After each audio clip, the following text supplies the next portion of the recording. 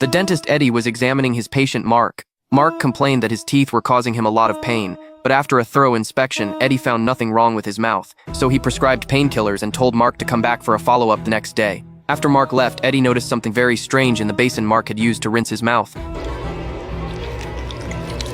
Seeing that, Eddie suddenly made a connection. He immediately opened Mark's x-rays. Sure enough, inside his gums he found a large cluster of bean sprouts. Eddie quickly flipped through the medical records and the document mentioned a parasite called aphid. This parasite would burrow its way into the eyes and brain. When Eddie returned to the hospital, he found that Mark had come back again, but Eddie had never performed this kind of surgery before. He had no choice but to tap on the glass, gesturing for Nurse Lucy to put on protective gear.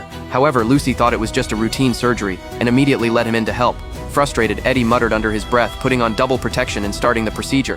He cut into Mark's gums, and just as he removed a small portion of the tooth parasites, Mark's condition took a sudden turn. The aphids sensed the threat and began scrambling deeper into Mark's brain. In the next moment, Mark lunged at Eddie, then charged at the panicked Lucy.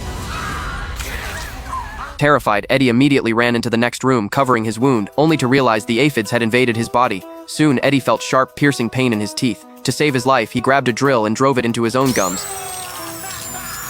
But just then, he saw Lucy rising from the floor like a zombie. It was clear she too had been taken over by the aphids. The next moment, Eddie's eyes began to ache severely. He rushed to the mirror and saw the aphids had burrowed into his eyeballs. Soon, Eddie's body started convulsing violently, and then,